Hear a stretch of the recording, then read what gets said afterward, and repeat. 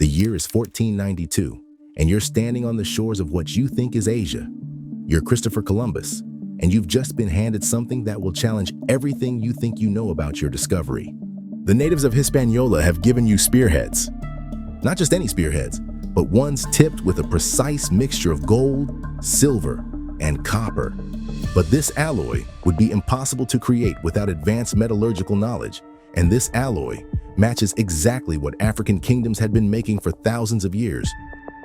But this evidence, it's about to disappear into the depths of history. Christopher Columbus didn't discover America. And no, I'm not just talking about the obvious fact that you can't discover a place where people are already living. I'm talking about something far more significant. Evidence that Black Africans had not only reached the Americas, but had been trading with its people for centuries before Columbus ever set sail. This isn't some tinfoil hat conspiracy theory. No, this is documented history that's been painstakingly buried by white historians, and we're about to uncover why. But before we continue, if you like the content we share here on the channel, please subscribe. It helps us spread the truth and bring awareness to the real history that needs to be taught. In the 1920s, a Harvard professor published research that should have demolished the entire white myth of Columbus's discovery of the Americas. His findings were so explosive, so contrary to everything we'd been taught about American history, that the academic world didn't know what to do with them. That professor was Wiener, and he was about to uncover evidence that African explorers hadn't just reached America before Columbus. They'd been trading with the natives centuries before Europe even dreamed of crossing the Atlantic. Born in Russia, Wiener's path to this earth-shattering discovery began with a failed dream. He had immigrated to the United States in the late 19th century, heading to British Honduras to open a vegetarian commune. But while that venture collapsed, what he found in Mesoamerica would prove far more significant. After returning to the United States and becoming a professor at Harvard University, Wiener began piecing together something extraordinary. During his time in Mesoamerica, he had noticed countless linguistic and botanical connections that defied conventional history. Words in local languages that matched perfectly with African Bantu and Arabic. Plants that shouldn't have been there. Plants that originated in Africa, flourishing in American soil long before any European ship had crossed the ocean. These discoveries were so numerous, so undeniable, that between 1920 and 1922, Wiener compiled them into an extensive 3-volume work titled Africa and the Discovery of America. When Columbus brought those Guanan spearheads back to Spain, he did something that would set the pattern for centuries of historical suppression. He had them analyzed, confirmed their African origin, and then nothing. Nothing more was said about these extraordinary artifacts that proved Africans had been trading with the Americas long before European arrival. Why the silence? The answer lies in Spain's colonial ambitions. You see, it was in Spain's best interest to suppress any challenges to their discovery and claims of the islands of the West Indies. After all, you can't claim to be the discoverer of something if evidence shows others had already been there for centuries. Just look at the scale of Spain's investment in this narrative. For Columbus's second voyage in 1493, Spain equipped him with an invasion force that dwarfed his first expedition. This was going to be a conquest of the Americas, all in the name of God and the glorious Spanish Empire. The new expedition was 10 times larger than the first. Columbus himself became part of this historical rewrite. As he traveled through the Caribbean, he went about whimsically renaming every island he could find. Native names like Guanahani and Soameto were systematically replaced with European ones. The consequences of this cover-up were devastating. Within 5 years of Columbus's arrival in the New World, 90% of the indigenous population had died from disease or murder. With them died the oral histories, the testimonies, and the living memory of African contact that had existed for centuries. This systematic erasure worked so well that even as late as 2018, history textbooks told a very specific story. According to historian James W. Lowen's examination of textbooks up until 2018, while some books would mention the possibility of Vikings, Norse, or even Irish reaching America first, not one textbook old or new, mentioned the West Africans. Think about it. Growing up, had you ever heard stories of African American traders in America? Nope. You were told the same historical BS that was fed to all of us. In 1492, Columbus sailed the ocean blue, that he was the one to find America and bring civilization to its shores. All lies. Africans beat the white man to it, and white men for centuries rewrote history and ignored straight facts just to perpetuate a narrative of white supremacy. Here's something your history books won't tell you. Africans had ships. Not just ships. They had 4 distinct types of vessels, and they'd been building them for thousands of years before Columbus was even born. The evidence? It's literally carved in stone. Ancient Nubian pottery from 3000 BCE shows detailed paintings of sophisticated vessels, long-holed boats, papyrus rafts, and hollowed-out canoes. Another painting, even older, dating from 3500 BCE, shows a bird's-eye view of an oared riverboat in Chad. These weren't just crude drawings. They were technical documentation of advanced shipbuilding capabilities. But the real proof of Africa's maritime power comes from European sources themselves. In the 1500s, just a few years after Columbus's voyage, Portuguese Captain Pacheco Pereira wrote something remarkable about the ships he found in Guinea. In this country can be found the largest canoes made of a single trunk. Some are so large that they hold 80 men. Think about that for a second. Single trunk canoes, big enough to hold 80 men. These weren't primitive rafts. These were sophisticated vessels built by master shipwrights. The West Africans had even developed an early form of the catamaran, lashing 2 dugout canoes together side by side, a technique so seaworthy that no one questions similar designs used by Polynesian sailors. Yet for some reason, it was so unheard of that Africans could have done something similar and sailed their way to the Americas. But if you think 80-man canoes are impressive, wait until you hear about what happened in 1311. Islamic historian Amir Hajib reported something that should be in every history textbook, but isn't. He documented voyages west from Mali happening in 1311, a full 150 years before Columbus set sail. When he asked the Mali emperor about these Atlantic voyages, what he learned was astonishing. The emperor, shown in historical records holding a globe made of solid gold, revealed that his predecessor had launched an expedition that would dwarf Columbus's journey. We're talking about 200 ships filled with men, another 200 ships loaded with gold, water, and enough provisions for 2 years at sea. The African emperor's instructions were simple but ambitious. Sail west and don't return until you either find something or run out of supplies. But here's where the story takes a mysterious turn. Out of all these ships, only one returned. The captain's report? They had encountered what seemed like a river with a strong current flowing in the open sea. He was the last ship in line, and when he saw the others disappear into this current, he turned back. The others were never seen again. Modern ocean current maps show exactly what these sailors might have encountered. There are 2 circular rivers in the Atlantic, massive ocean currents that could have carried African ships straight to the Americas. From the Angola region, ships could ride the currents up towards the equator and westward, or from the western coast of Africa north of the equator, they could travel eastward along the same current. Portuguese sources confirmed that they had heard stories of African traders visiting Brazil in the mid-1400s.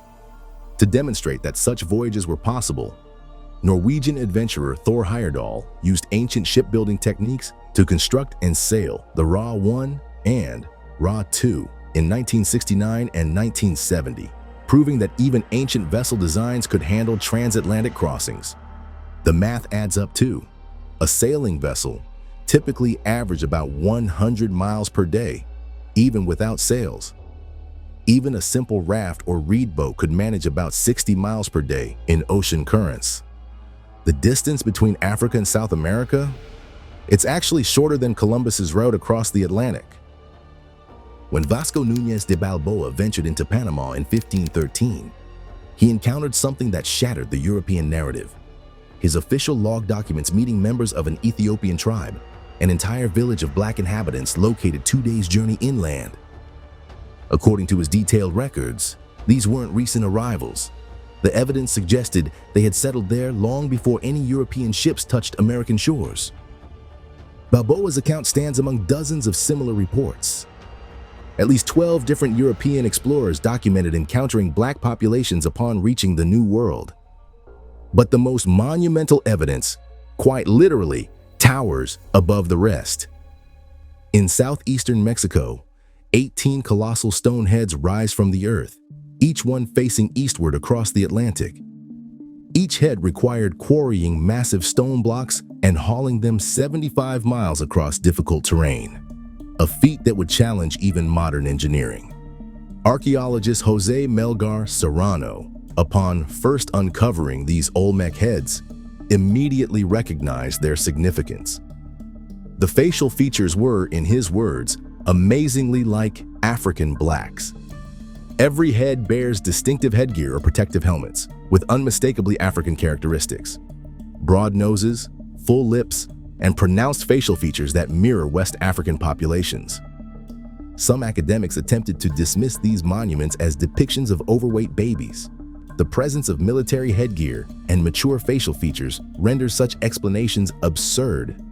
The scale of effort, quarrying, transporting, carving, and erecting these massive monuments speaks to their profound importance in Olmec society. In the Temple of the Warriors at Chichen Itza, murals tell an even more complex story. The artwork clearly depicts three distinct races. It shows black and Indian allies battling against white invaders.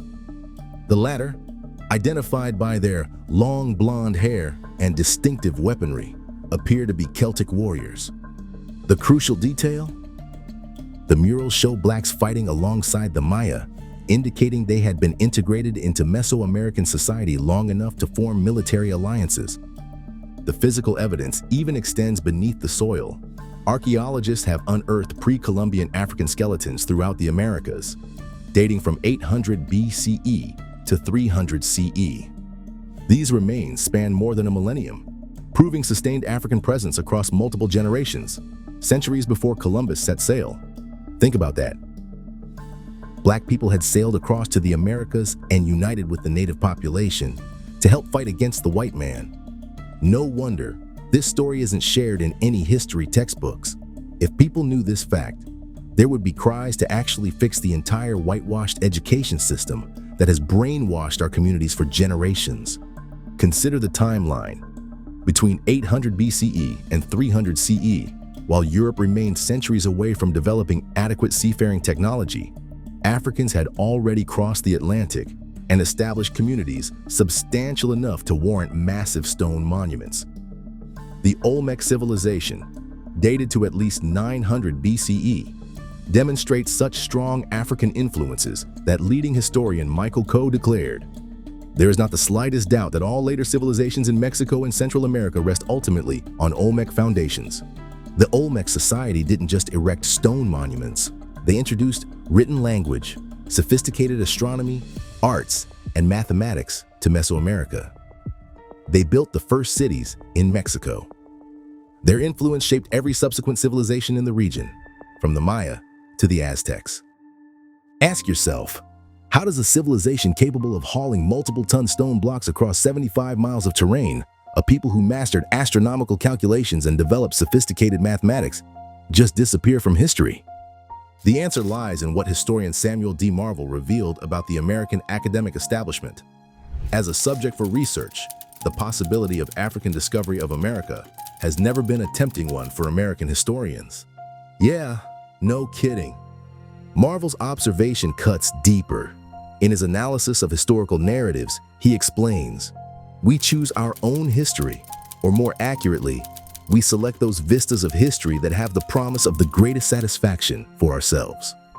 So, America's academic institutions have deliberately avoided exploring African discoveries because the truth threatens a fundamental narrative of European supremacy. This is further supported by James Lowen's examinations of American textbooks through 2018. His findings expose a pattern. Textbooks readily acknowledge the possibility of Vikings reaching America first. Some even entertain theories about Norse or Irish arrivals, but not a single textbook, old or new, mentions West African voyages. The erasure worked so perfectly that by the time evidence began surfacing, the colossal heads, the pre-Columbian skeletons, academics had already constructed an impenetrable wall of skepticism. Any suggestion of African maritime achievement faced immediate dismissal. Seafaring represented Europe and the white man's crowning achievement. After all, it was the technology that enabled their domination of the world.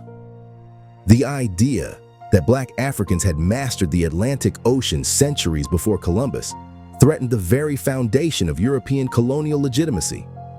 The notion that Africans reached America first, established trade routes, influenced civilizations, and left monumental evidence of their presence, that would require rewriting every history book on the shelf.